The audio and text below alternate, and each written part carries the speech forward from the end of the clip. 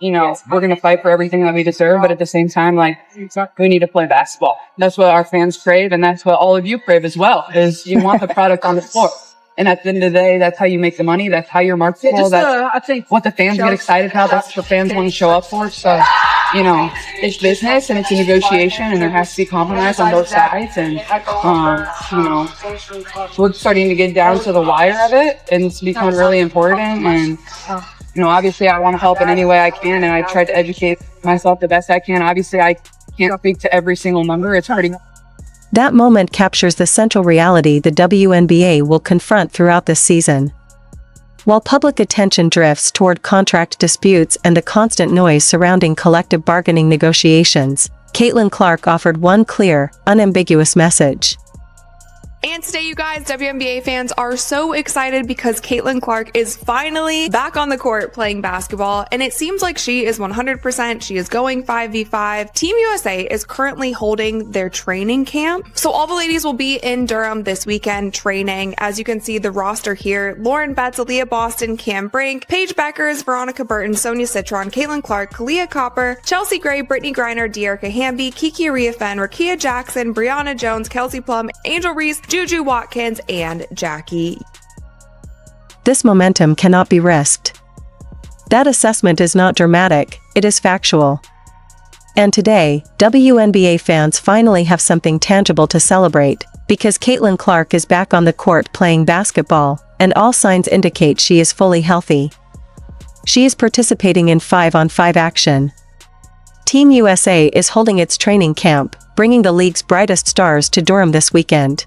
I think there are different things that we can find ways to say, no, like, we certainly deserve that and we're not going to compromise on that, and then other things that we can probably compromise on. But like I said, like, this is the biggest moment in the history of the WNBA, and I don't want that to be forgotten. Similar, like, it's important that we find a way to, you know, play this next season, and I think our fans and even everybody that has played in this league that has come before us deserve that as well.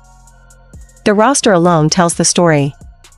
Lauren Betts, Aaliyah Boston, Cameron Brink, Paige Beckers, Veronica Burton, Sonia Citron, Caitlin Clark, Kalia Copper, Chelsea Gray, Brittany Griner, Dearica Hamby, Kiki Ariafen, Rakia Jackson, Brianna Jones, Kelsey Plum, Angel Reese, Juju Watkins, and Jackie Young.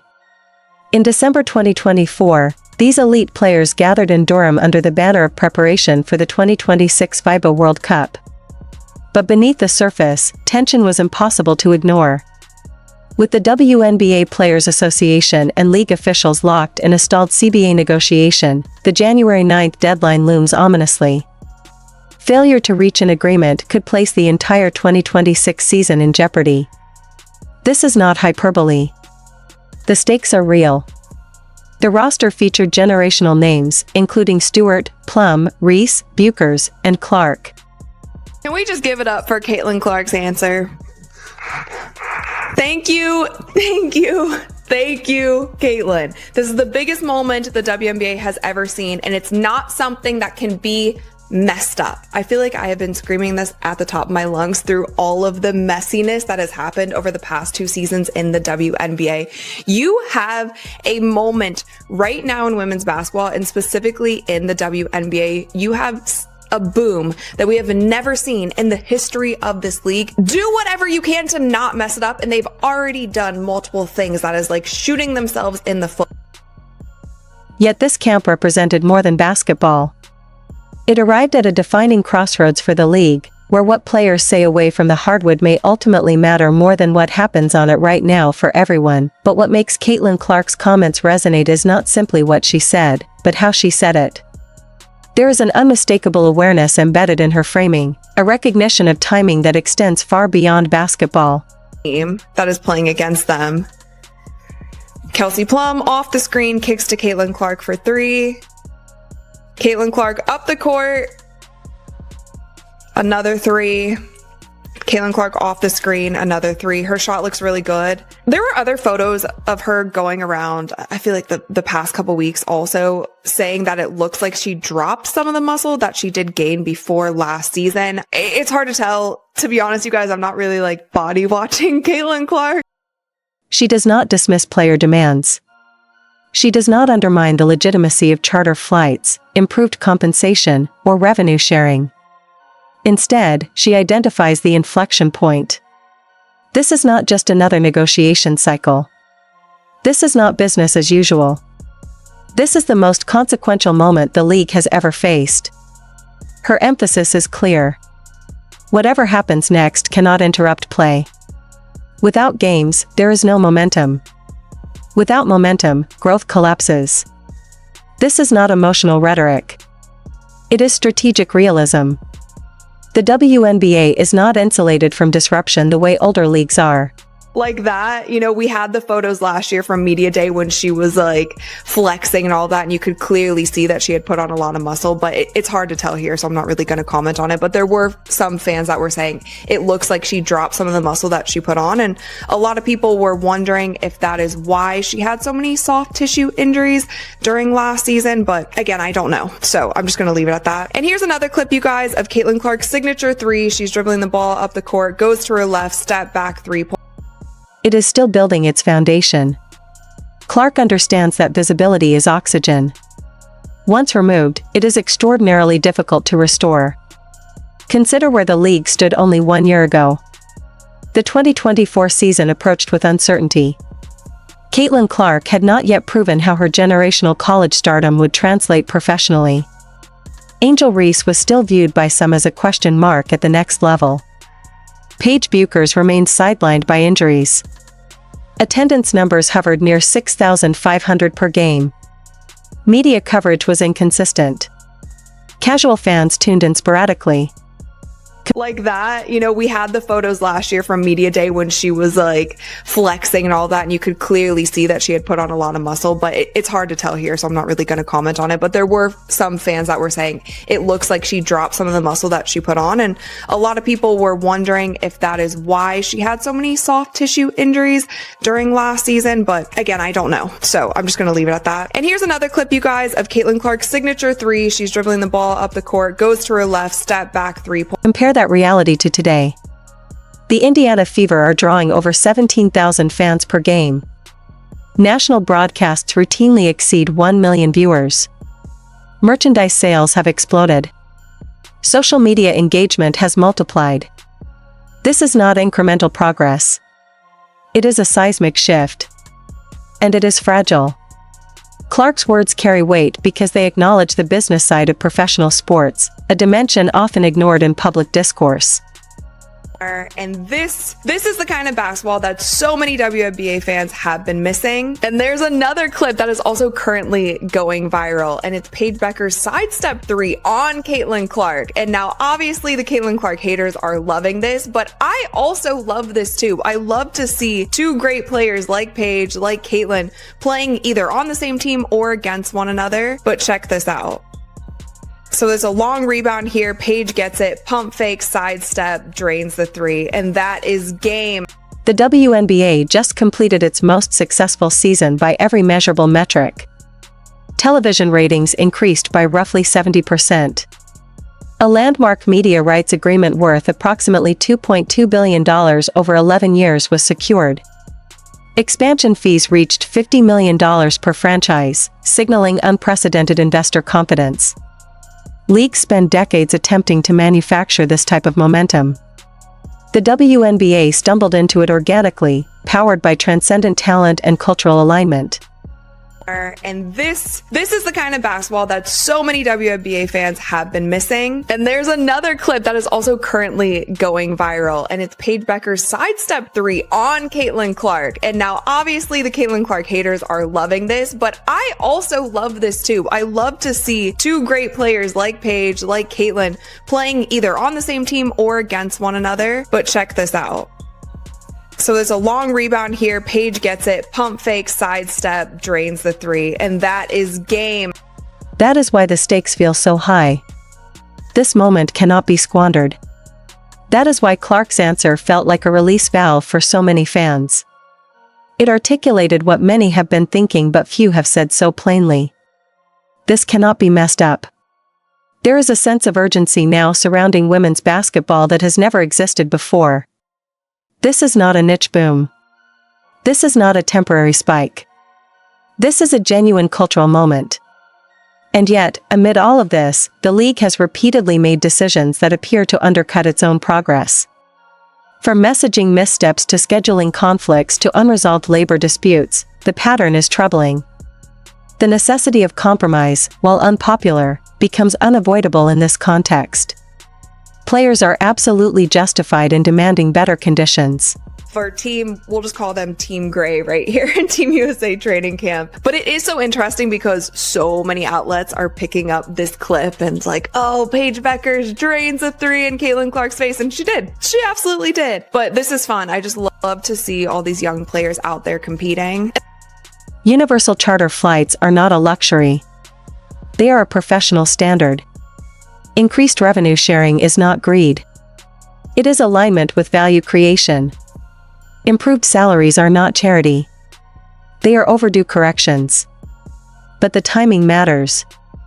The danger lies in allowing these demands, however justified, to trigger a work stoppage that erases everything built so far. Kelsey Plum's comments at the same Team USA camp underscored this tension.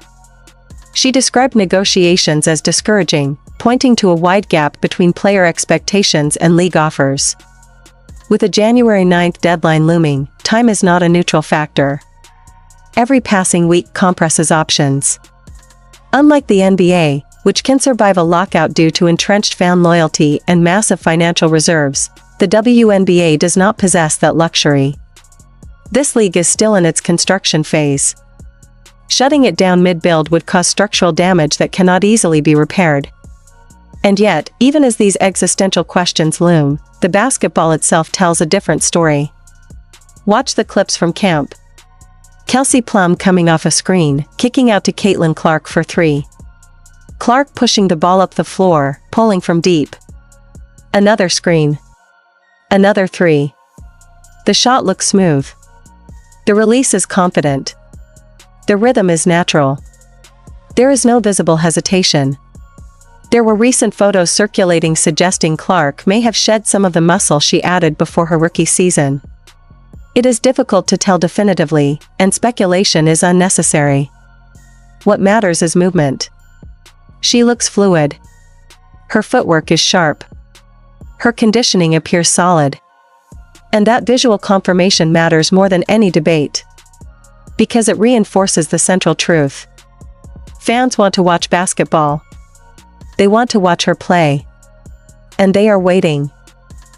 The demand for WNBA content during this offseason has been unmistakable, and Caitlin Clark's return to competitive action crystallizes that reality. She had not played meaningful basketball since September 25, 2024, when the Indiana Fever were eliminated by the Connecticut Sun in the opening round of the playoffs. More than 2 months without seeing her on the court created a vacuum. Anticipation built quietly but relentlessly. Every clip, every photo, every update became amplified. And then the footage arrived. Clark moving effortlessly through scrimmages. Cutting sharply. Shooting confidently. Enjoying herself. Those lingering questions about her rookie season, about whether added muscle contributed to plantar fasciitis or soft tissue injuries, fade almost instantly when watching her play. She looks comfortable. She looks healthy. Most importantly, she looks happy. That enjoyment is contagious. It reminds fans why they became invested in the first place. And then there was the clip that went viral almost immediately. Paige Bueckers hitting a step-back three over Caitlin Clark to win a scrimmage. Predictably, some rushed to frame it as a statement, as proof of hierarchy or superiority. But that misses the point entirely. This is exactly what fans want. Two elite players competing in real basketball settings. No manufactured narratives. No social media drama. No forced rivalries. Just talent colliding at the highest level. The contrast between Caitlin and Paige is part of what makes these moments compelling. Clark arrived as the most hyped rookie the league has ever seen and met expectations despite relentless defensive attention and physical play. Paige arrives with her own mythology, built on efficiency, versatility, and defensive instincts. Different styles. Different paths. same destination. Their interactions feel authentic. That authenticity is currency. And it is precisely what would be lost in a work stoppage. No games means no highlights. No highlights means no viral moments. No viral moments means no casual fans converting into long-term supporters. The growth engine stalls completely. This is the basketball WNBA fans have been missing. This is the product that keeps the league relevant between seasons. Another clip circulates. Page again. A long rebound. Pump fake. Sidestep. 3. Game over. And yes, critics celebrate. Haters celebrate. But basketball fans celebrate too. Because this is fun. It is joyful competition. It is proof of depth and skill across the league. And then another sequence unfolds.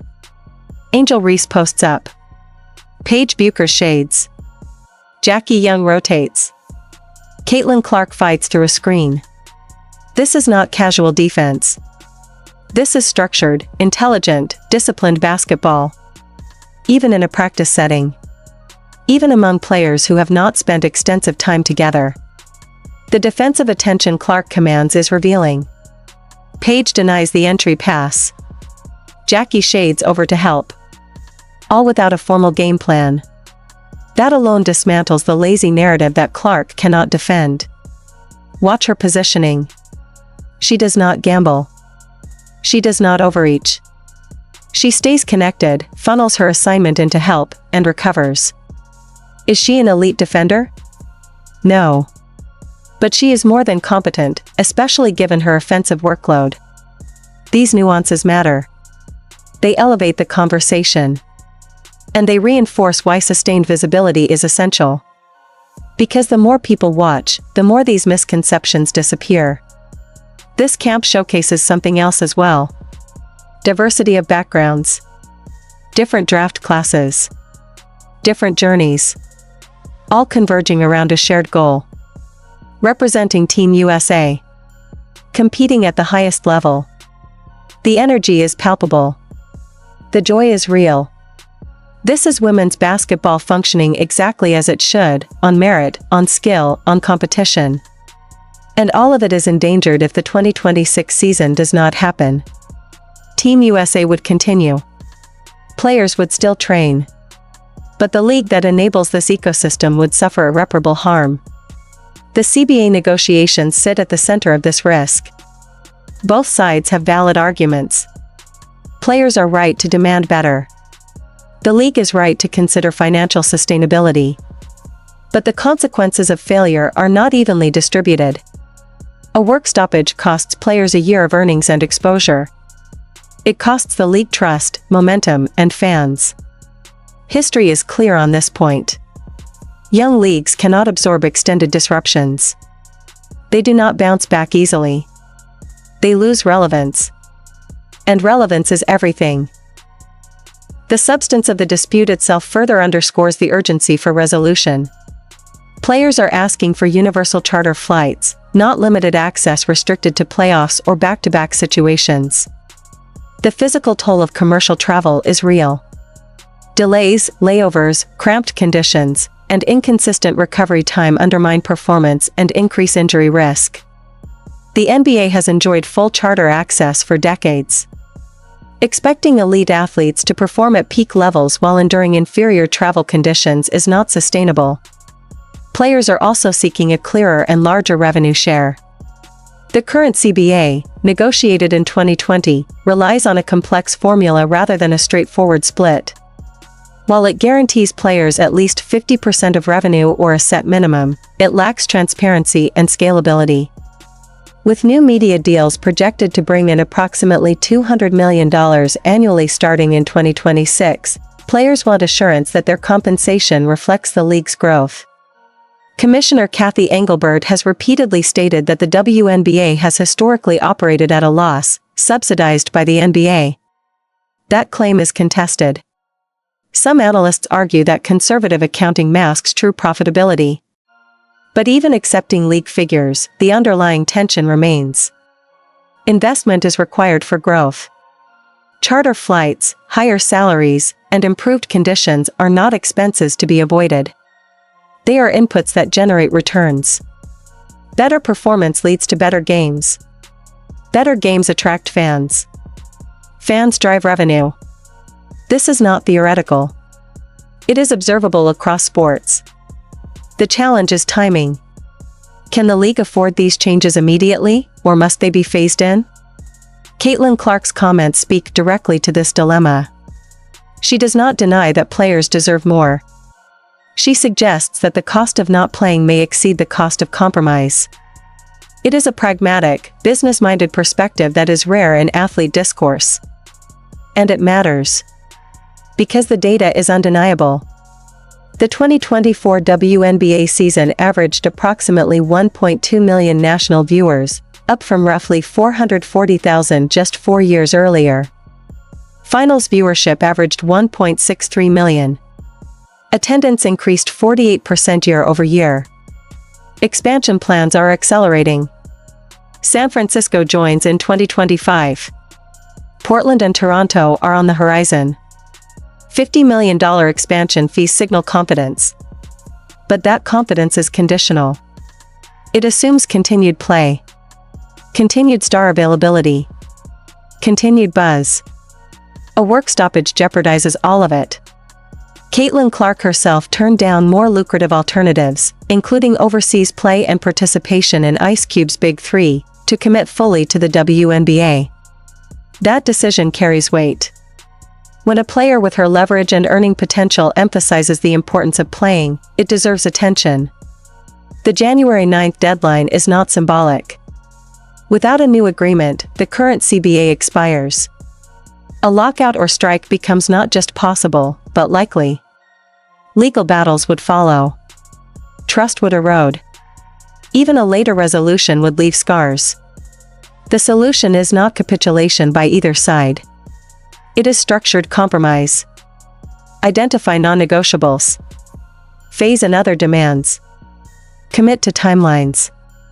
Perhaps full charter access arrives by 2028 rather than immediately. Perhaps revenue sharing increases gradually toward a 50-50 model. What cannot happen is paralysis. The league must acknowledge that player demands are reasonable. These are elite athletes generating real revenue and cultural relevance. Treating the WNBA as a developmental product undermines its legitimacy. Caitlin Clark's press conference was not controversial. It was clarifying. It refocused the conversation on fundamentals. Playing basketball. Growing the game. Building on momentum. Everything else is secondary. If this moment is lost due to stubbornness, ego, or short-term thinking, it will be remembered as one of the great failures in modern sports management. The coming weeks will shape the next decade of women's basketball. The choice is stark. Build on this surge or let it collapse. Caitlin Clark has already chosen. Find a way to play.to function as a legitimate professional league. Sustained investment in the product is non-negotiable. Caitlin Clark's remarks served as a moment of clarity for everyone involved.